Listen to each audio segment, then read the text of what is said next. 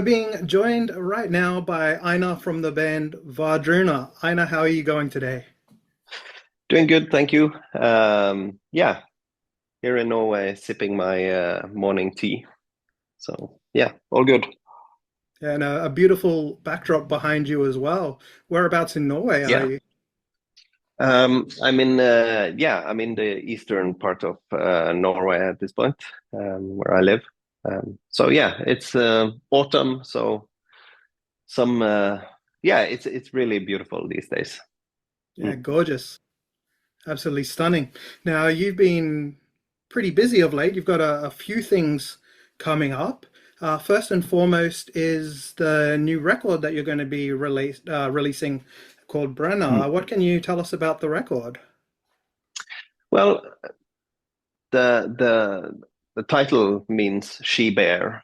And on the album there is there is a six song storyline about the bear.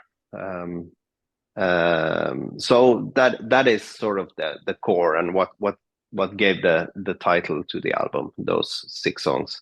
And it's basically me giving voice to this to the rhythm of the bear. The rhythm of the bear, the yearly rhythm of the bear is very cyclic. You know, it basically encompasses the life cycle that we see in nature also, or at least if you live in a place with seasonal changes. The nature's birth and life and death and rebirth.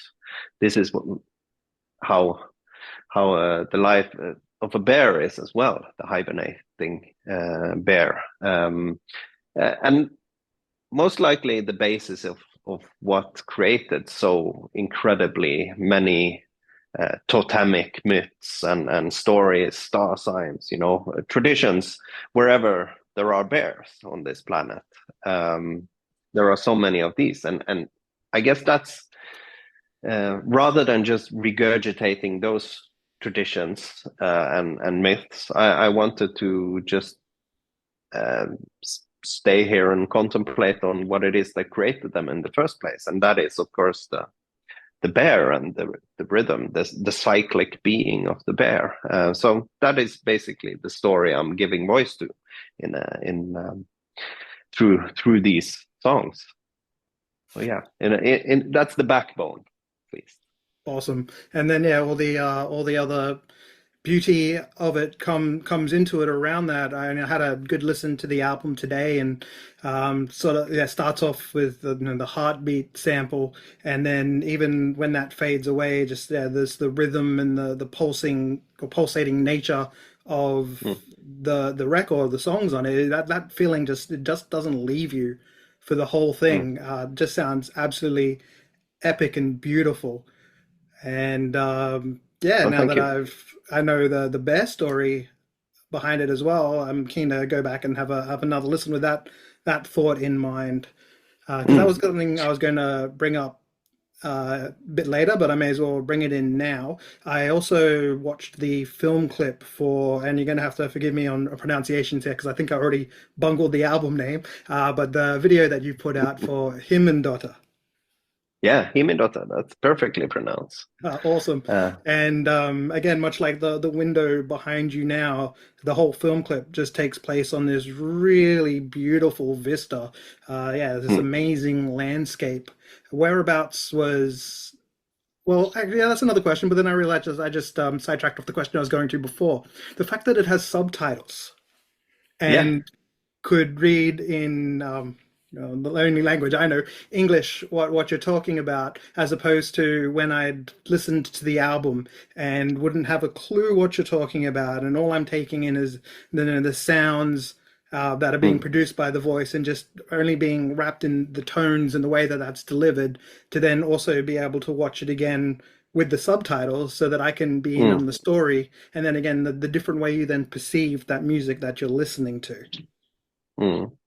Yeah, as you say, because when it's in a language you don't understand,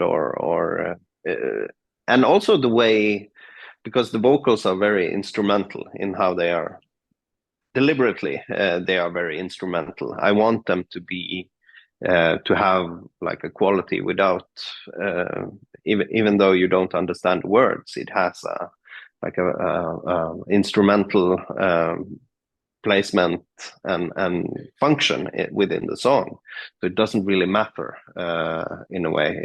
And of course, it's not only on what you say; it's how you say it, which is also, of course, a very important part of it. But yeah, and then I do believe, for me, poetry is very important, and I do believe that for those who want to dig deeper into the layers of the music and how they are woven into the sonic landscape, that it definitely adds another dimension to it, which is why we've always wanted to have translated lyrics in our like, if you buy a CD or a vinyl, you will always have all the lyrics in both original and English language, because yeah, I think it definitely adds a great value to it if you're interested in going more deeply into it. Yeah, I think it definitely does. And again, even just having that experience of the duality of it, just taking the Yeah. music for ultimately for granted for the music's sake, and then again Mm. having then that deeper other level or understanding, or having things revealed to you that was within the music. It's yeah, it's Mm. something pretty damn cool. Mm. Well, I'm glad to say you see it that way, and that And it then resonated. yeah, exactly. And then go back to the other question that I was half stumbled in before I remembered the Yeah, question I yeah. was actually answered about that. And again, relating to the beautiful background behind you right now, and you mentioned the sonic landscape, but yeah, the actual landscape. Where was that film clip recorded? The film clip was recorded in Rondane National Park in Norway. On the moor where we were situated is actually like a part of the part of the trails of the one of the few remaining wild reindeer paths. There is pretty big herd of wild reindeer in those areas. So yeah, it's Norway has a lot of beautiful nature and beautiful national parks, but Rondane is definitely high on the list. Someone told me that there are some um, comments under the video that a lot of people think it's AI because Okay. it's too beautiful in a way. No, no, no. Just come to Norway and you don't need AI to get scenery like that. Well, as long as I can stay at your place with that beautiful view as well, I think you might have me Yeah, tempted. yeah, yeah. Don't know if I want to leave that window. But other than other than you being busy with all of that, I understand there's also a live recording that you guys will be putting out as well. Yeah, yeah, live DVD from that we released alongside the album with the last concert we did before we took like a studio break, um, which was at the Acropolis in Athens, Greece, which of course is a mind blowing place and a mind blowing experience, and one that I'm very proud of. Yeah, having it was truly a gift to be allowed to play in such a place of history and cultural significance, basically. Um, and I'm very happy we captured it also. So yeah, uh, proud to release it alongside. a lot of people have been, and also we have been thinking and talking about at some point releasing it like a DVD of one of our live shows, and the occasion hasn't really been there, but this was definitely it. Well, yeah, when you're playing at the Acropolis, you probably want to maximize every second of being there. So cementing it Yeah, in as a live performance DVD, that's probably one of the best uses you could of it, other than yeah, obviously the performance there itself. yeah, yeah.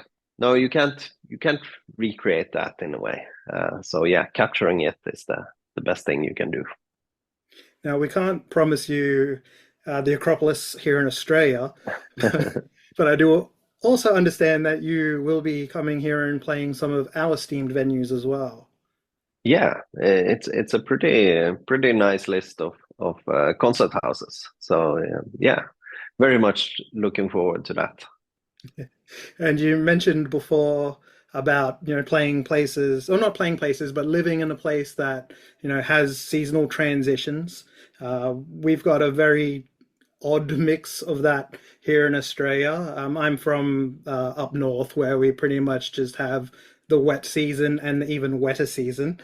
Occasionally it's a Haha. bit dry. It's basically whether it's colder wet or tolerable wet or stinking hot and wet. You Yeah, okay. are coming in summer. Yeah. Okay, so hot and wet then. Well, if you Or go up stinking north, hot and wet. certainly, but you'll definitely probably get a bit of hot and wet no matter where you're going. Yeah, Yeah, yeah. We'll maybe, we'll manage. maybe the bear will prefer to be at home hibernating. Yeah. Yeah, I'm not yeah, I have to admit I prefer the cold better than the heat. Yeah, growing up in the north, I've definitely done my time in the heat, and I very much appreciate cold weather wherever I can get it. Yeah. So another reason to come visit Norway. Yeah, absolutely. It's the place to go. Awesome.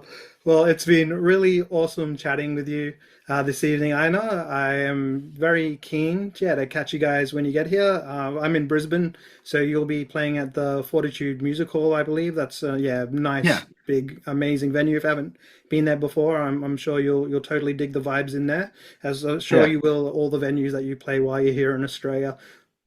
Yeah. Yeah, really looking forward to it, and yeah, it's about time. So thank you so much, and see you there.